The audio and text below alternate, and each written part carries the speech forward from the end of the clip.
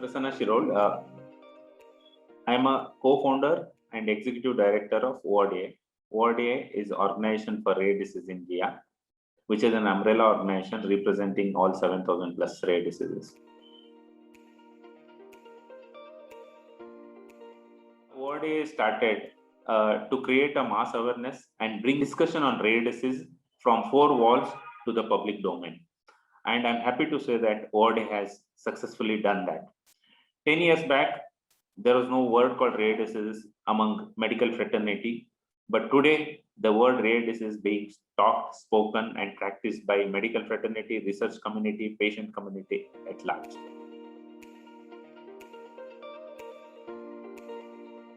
My daughter Nidhi, born in 1998, she was one of the first diagnosed Pompe patient, where we took 7 years to diagnose after roaming across more than 40 hospitals in India. And after 7 years, we got access to treatment through a compassionate access program of a company through an International Pompe Association. And she started doing well.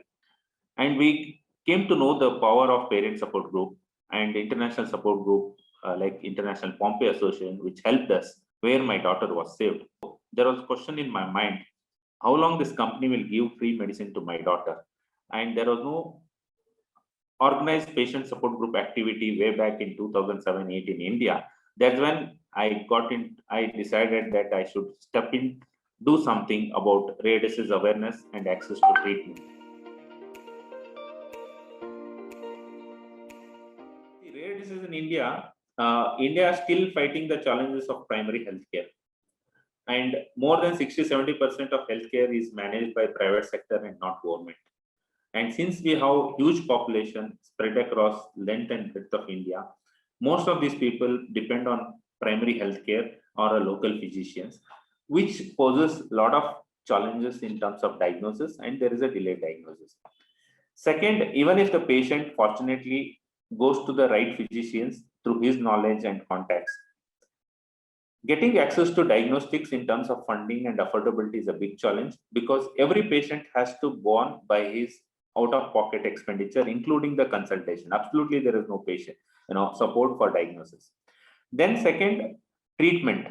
So access to treatment itself is always a challenge, and nobody can afford, and not even the supportive, long-term supportive care, because the cost of medication, physiotherapy, caregiver support, everything is at stake.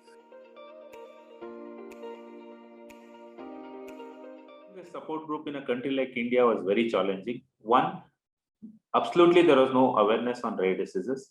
There was no government policy, and the geographical challenges of a huge India, which is like combination of many countries.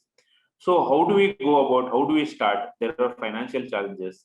I did not know anyone, but fortunately, with the like-minded doctors supported me to connect with patients. But still, the major challenges were the communication gap between the parents, education level of the parents, because in India, every state, every part of India has different languages. Talking to these parents and making them understand on this long-term objective of patient group and efficacy was very important, and it is very challenging. Then slowly, the support from the doctors also came in. Today, we have more than 30 patient group, small and big together, and it is growing. We get a lot of calls from the new disease condition. We have started India's first rare disease helpline way back in 2013, and this provides information to the parents and all the community. And today we get more than 2 to 3 calls per day.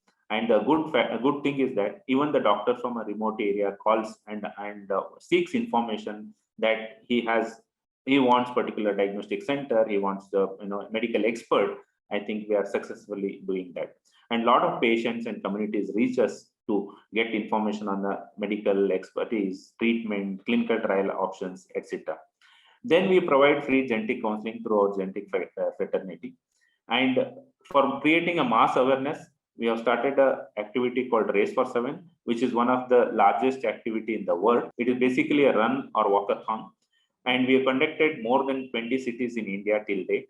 And in 2021, because of the lockdown, and we conducted virtually, and people from more than 210 cities have participated. Then coming to patient support system, we have started a concept called Rare Disease Care Coordination Center, which is an holistic management of rare disease patient, right from identifying, diagnosing, treatment, and long-term support.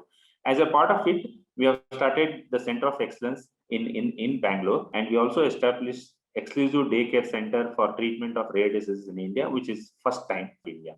In this effort, we have MOU with several government hospitals in South India, and plan is to expand nationally so that it helps all the patients. And this also center works as a hub and spoke to connect patients from a metro and smaller towns and also rural area on a long-term basis.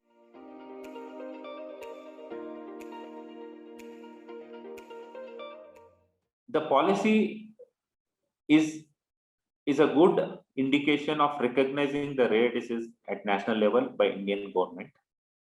This is the first time that government has recognized and talked about a policy rare disease, which is a welcome step. If there is a funding provided under the policy, then it would have been better. So our work and advocacy effort continues